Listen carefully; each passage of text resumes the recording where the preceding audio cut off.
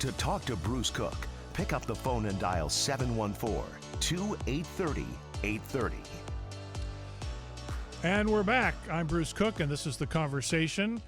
If you're just joining me, we are leaving police brutality behind for a little while anyway, and we're going to switch gears tonight. My guest in the second half hour, Shawn Farrell. He is the athletic director at Cal State University San Bernardino.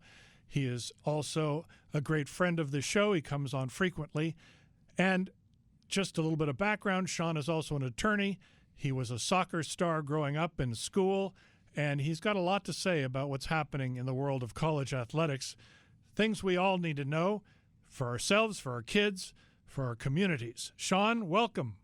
Thank you, Bruce. Pleasure to be here. It's always good to have you here. What's happening at the Cal State system, and particularly at San Bernardino, where you're the boss? Correct. Yeah, the Cal State system right now. By the way, congratulations. You just got married, and your wife is sitting here in the studio, but we wouldn't put her on mic. Yes.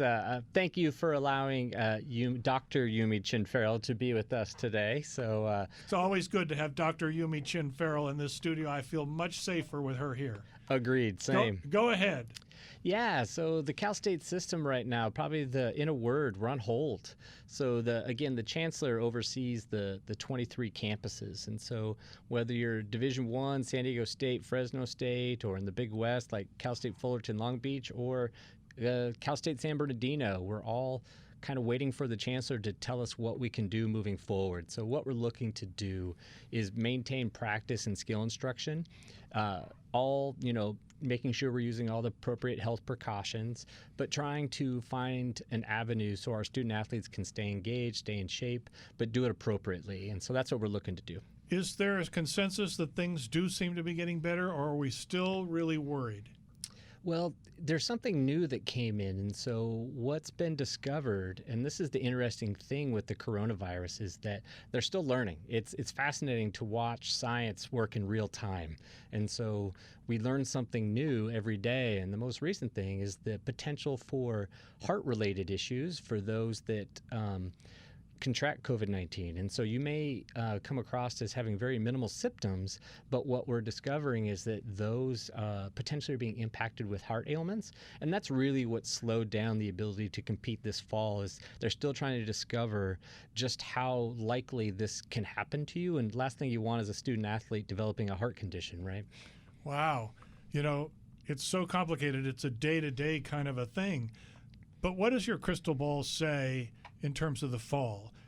Are we really is it going to get worse? Or are we going to see, with a slowdown of the virus, things starting to normalize a bit more at your school for the kids, for the faculty, for your huge staff of people that are waiting to see what happens? Well, we have the opportunity to kind of learn from other institutions, and what we're discovering is the 18 to 22-year-old population doesn't know how to manage this virus. And what I mean by that is they can't social distance. Kidding. So even on my way in today, we passed a sorority house, and they were all outside taking pictures together, a big group of them. And quite frankly, that's the norm, right? And so what we've discovered at University of North Carolina and Notre Dame and some other campuses is that the student population, they're really not interested in doing social distance. And because of that, you're having outbreaks, and people are having to shift back to being online and remote. And so at this point, there's not really a pathway forward until we get some advancements in the testing and being able to isolate. And until we have that, we can't really move forward. It seems like that, as you said, 18 to 20-year-old population that wants to be alive and be with each other doesn't take it seriously. Well, what's it going to take? I mean, do people have to die? See, the thing is, I don't think they're experiencing that kind of extreme is the problem. Not the problem. It's not a good thing. We don't want people to die, but it's somebody else's problem. It's somebody else's disease. It's older people's disease. Well, Bruce, you're a young man, so it wasn't too long ago that you were in that 18 to 22-year-old population, and you really are invincible, right? And that's one of the things I love about my job is they keep me young. Their energy, their thirst for life, it's absolutely a positive, but here's an avenue where that same vitality can be a harm, right? And so what you're discovering is the typical outcome for a young person is even if they contract it, they're not really developing symptoms, or if they do, they're limited. But again, what we're discovering is there are some really serious outcomes, like again, like heart, and we don't know the numbers right at this point. What about, we talked about this the last time you were on the show, but what about all the kids that are at your school that are, in addition to playing sports and it got them in, for example, and they love it, but they're also trying to pursue an education in another field? How does this all balance out? What do you do? How is this going to work? Well, and I'm glad you brought that up, because as we mentioned last time, we have several student athletes that the best place for them to be, even with all things being considered, is on campus. And so our residence halls are open, and we do have student athletes in them. And that's because whether it be there's several people in their home, or they don't really have a home that they consider a safe space for them. So we have them on campus. And also, you're right, like we have a lot of students that are pursuing majors that it just requires them to be on campus, whether it be because of the health sciences and labs, et cetera. So really, and this is where I really give the Cal State system a lot of credit, managing through that. So we find the best pathway forward to keep kids safe, but acknowledging that there's going to be a time when we just have to be on campus and we have to be together. Has the school actually started yet? Classes? With tomorrow. We start this coming week, yes. Well, how did I know to have you here tonight? Right. Right. So tomorrow is a big day. We're going to see exactly how it works. Correct. And that's where, again, the campuses that have started, they're a real window into what can be done. And the biggest thing is don't have too high of expectation, and you really got to be intentional. And you really got to ensure that you're managing through it and really educating and, quite frankly, staying on top of your student population. When it comes to celebrating and partying, we know that kids gather in huge groups. We've talked about that a little bit. Maybe they'll be more adherent and more respectful just going to class and trying to stay apart. I'm sure the school has set up distancing everywhere and is very prepared for this, and maybe the student body will come up and show their stripes with this. Well, what we have found is within the student athlete population, there is the sincerity, because they saw what happened in the spring, and some of them, like our basketball team, we had to inform them that their season was over, literally practicing at the NCAA tournament.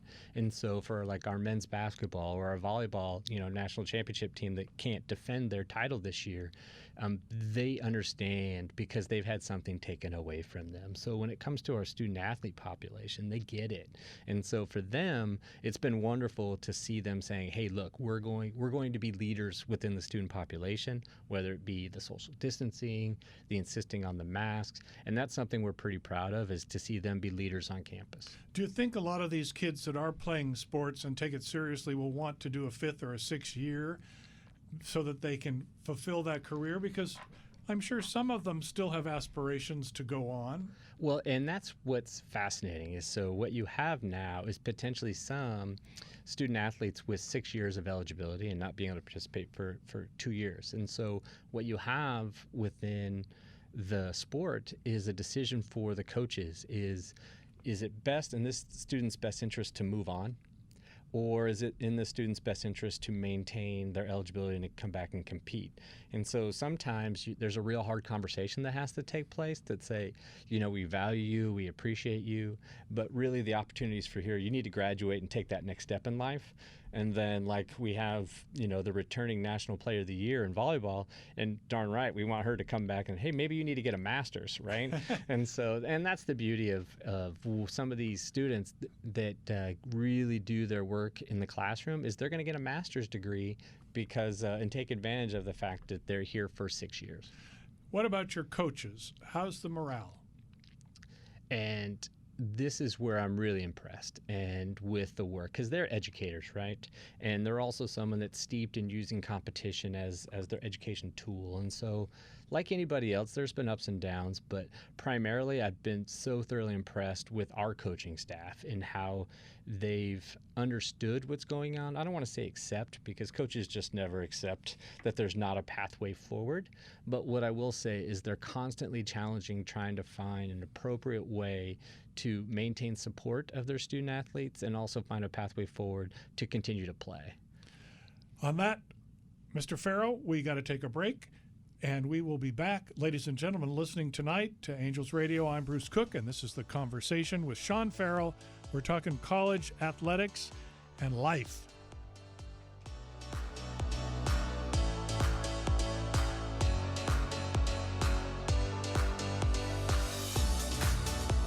Angels Radio. AM 830. Hello, G. Morgan here, reminding you that human trafficking for sex and forced labor is happening here in Orange County. You also need to know that the Global Center for Women and Justice at Vanguard University is recognized as a leader in the fight to end modern-day slavery. Won't you join me in supporting the Global Center? Together, we can make a difference. To give, go to gcwj.org/give.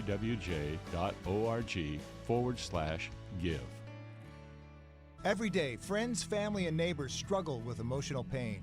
For some, this can include thoughts of suicide. Though the warning signs can be subtle, they are there. Go to suicideispreventable.org and learn how to recognize the signs, start a conversation, and connect someone to help. You have the power to make a difference, the power to save a life. Learn more at suicideispreventable.org. Supported by the Orange County Healthcare Agency through the Mental Health Services Act.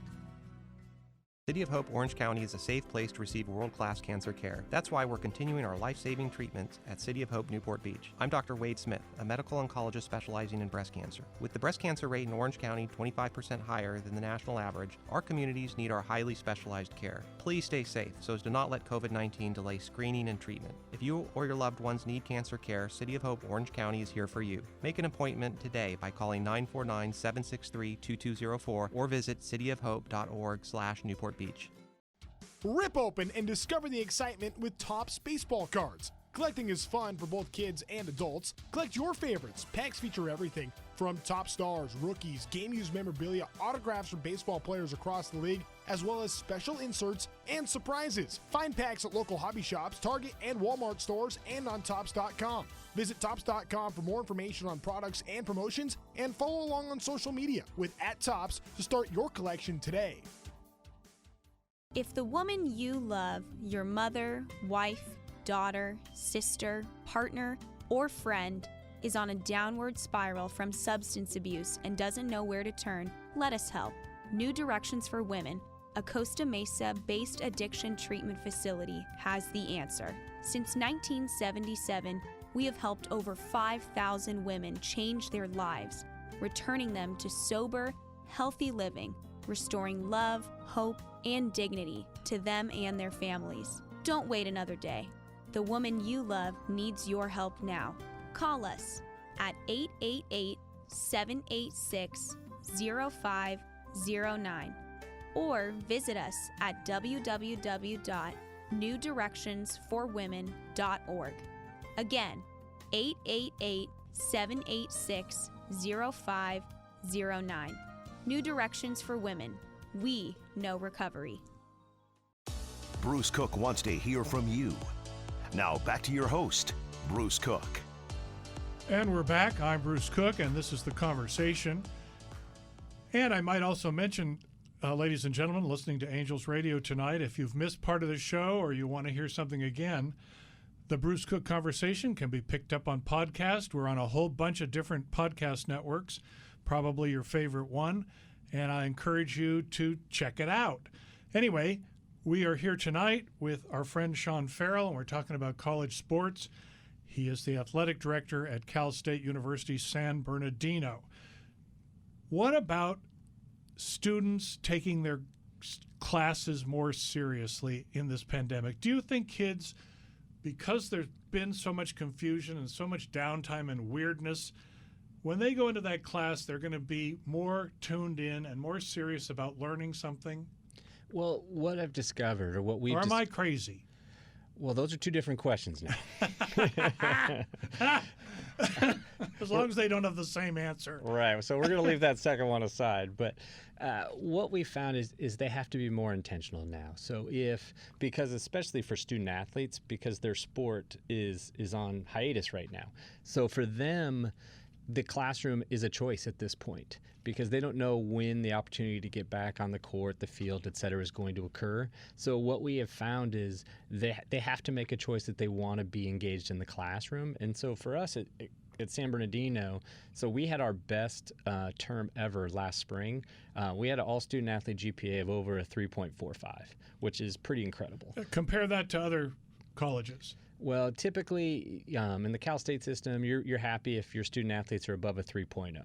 So we're doing exceedingly well. And so and this is where I'm back to our coaches conversation, we had 100% return for fall, even knowing that they're not going to be able to play in their sport. So our student athletes are coming back. And right now, the only thing they're coming back to that they can be certain about is the classroom. And so what we're seeing is kids are saying, well, I'm going to take advantage of this opportunity because what else can I be doing right now? Maybe a little bit of work. But the reality is they can move forward to get their degree. And so it's been pretty impressive to see them be resolute and really stay focused in that setting. The student athletes that are on scholarship, are they still getting whatever benefits that they need to get even though they're not playing? Correct. Yeah, we've really ensured that we're going to maintain that promise that we made to them, and I give the president of our university a lot of credit in that we are absolutely, and that's one of the things we're focused on in fundraising is, okay, how do we reach out to our community to say, let's find ways to continue to support our student athlete population because the needs are growing, right? Everybody's struggling a bit, and so can we find ways to continue to support our student athlete? Supporting student athletes and supporting colleges through sports is a huge, big question mark. It is a big part of the whole higher education system. We know that. We hear about these various stories and cases with the big schools and what they're dealing with, which I'm going to ask you about in a second. Mm-hmm. But getting to the subject of fundraising, I have noticed, interestingly, with this COVID and in Orange County in particular, there are so many nonprofits that are really in trouble because they can't hold events. They can't bring in large crowds. And they've turned to social media and they've turned to Zoom meetings and they've turned to whatever they can do to raise money to support their causes. Can a school do that? And should a school do that? And is Cal State doing that? Because your donors hopefully still have a connection to the school and still want to make it supportive or still want to support it and support those kids. Yeah, so for us, I can speak to it's two ways. So you're right. First of all, you nailed, since we're not having sporting events and we can't bring people to our home, we'll put it that way. And so what we've done is social media, absolutely, and taking advantage of technology. But another thing we're doing is making a real commitment to reach out individually.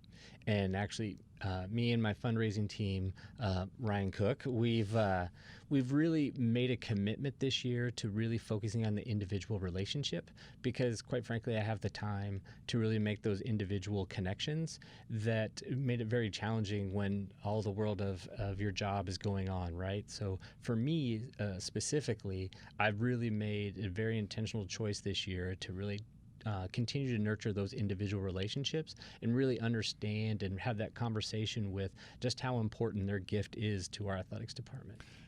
In the attempt at full disclosure, I need to explain the aside to Ryan Cook. Ryan Cook is my son, who actually works for my guest Shawn Farrell in the athletic department at Cal State's San Bernardino. Tough question. The big schools are grappling with the idea that athletes need to be paid. Talk to me. Well, so a couple of things there. First of all, on average in the Power 5 system, they're looking at a $65 million loss this year if football doesn't occur. So it's going to change if that does happen. It's going to change what athletics looks like. And that helps shape the conversation with regards to payment. The challenge that you have with paying directly a student is it just changes the whole dynamic of the relationship. And not to get too into the weeds here, but what it means is then you have an employee-employer relationship. And that changes everything. And so from a tax standpoint, a legal standpoint, so really what we're asking is there a way to slice the pie so the student athlete that in the sports that generate the revenue, primarily football, but also men's basketball, and those are really the two sports that generate revenue beyond what their costs are, right? And so is there a way to be able to funnel benefits to a student athlete? And I think that's what you're talking about with name, image, and likeness, which is... Except, what about somebody who says, heck, these athletes are on full scholarship. They can get a graduate degree if they want. Everything is paid for. Food, clothing, they have nothing to worry about. Why should they also be paid a salary? The really good ones will go on to the pros. Well, why should that happen? Well, and that's the question about how you change the dynamic of the relationship. And so exploitation, I don't agree with that argument, that those that say the student athlete is exploited, because there really are. You're making an intentional choice to be a part of the system, and you have avenues to go directly into professions, whether it be foreign leagues like in basketball or in football. Quite frankly, you don't have a lot of options, but you're starting to see that develop with the XFL and some other, and I think you're going to see an opportunity for an 18, 19-year-old go directly in professional when those get more fully robust. And also, let me interrupt you. Yeah. Only a fraction of those players, even at the best schools, go on to the pros. Let's not forget that. And the rest of them are coming out with a degree from a really fine school and hopefully are smart enough to use it. Well, what you're going to ask yourself, too, is that right now, essentially what you have, you could argue there's a salary cap, to your point about all the benefits they receive, and everybody's getting the same. So the question becomes, it's really the quarterback, the wide receiver, the linebacker, the All-Americans that are generating the revenue. So is the third-string offensive lineman that never makes it on the field, are they going to get that same, equal benefit, so to speak? And no. So, exactly. It's called reality. And that's the question you have. And what happens if this happened at a state school? If let's say you get a star football player, not just the volleyball girl. The volleyball girl might be asking for money. I got to tell you, you better be ready. What happens if it happens at Cal State San Bernardino? What will your chancellor do? Well, I think, again, what we're going to do in Division II, we're seeing it as well, is that the name, image, and likeness. And this is an issue, again, having the legal background and practiced law for several years before I moved into this, is I always struggled ethically on why a student athlete shouldn't be able to profit off their name. The reality is and the example I used to always give, a name of the past that was a huge college player, is Tim Tebow. He was at the University of Florida. And I used to say, if the Floridians want to buy the Tim Tebow Christmas album, and there's 100,000 people out there that want to buy it, then so be it. He should have that opportunity. And that's the reality, is a student athlete, if they have a name, especially with social media. But that's also separate and apart.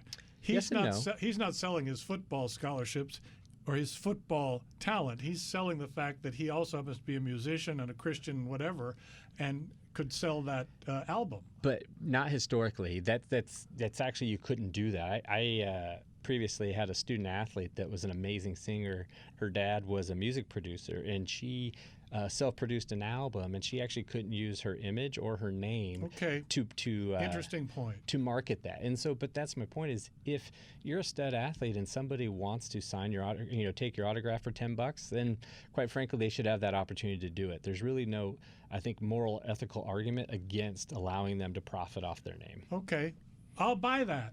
What do you say to that? I'm surprised. That was too easy. I'm not going to disagree. I don't have a problem with that, but I don't think they should be paid salaries at all, and I don't think there should be any equality of salary if there was a salary. It's not realistic. It doesn't exist in the real world. It's not college athletics. If we ever reach the stage where the courts force the issue and they say a student athlete should get paid, basically what you've done is you just destroyed the whole system, and you won't have what you have today. And that would be really unfortunate. I think there is a pathway forward to allow a student athlete to receive certain level of benefit, but to change the dynamic of the relationship to move an employee-employer, I think would be a huge mistake. We don't have much time left, but I'm going to ask you a political question. A lot of our candidates in the upcoming election are talking about free college, free junior college. Do you think that at some point in the state of California it would be wise to have tuition-free state college? Well, right now, the Cal State system is the most heavily subsidized in the country. The amount of tuition that our students pay doesn't come close to actually covering the cost of what it takes to educate a student. And so we're in a modified version of that right now. So the question that as a society we have to ask, do we want to take that next step? And I'm a firm believer in skin in the game. And it's amazing how much more seriously we take something when we're obligated to put a little skin in the game. And so to go fully take on that obligation, and I'm saying we do that right now. But what we're doing is we're also telling the student, we need you to put a little skin in the game to make sure you take it seriously. You know what? I love that. I love ending the show like that. Shawn Farrell, thank you for coming into the conversation today. All the best tomorrow when school opens. Yumi, thank you for coming with your husband tonight. Ladies and gentlemen, that's it. The conversation is over. I'm Bruce Cook. I hope you stay safe all week. Wear your mask and listen to me next Sunday night on Angel Radio or on your favorite podcast. Good night, everyone.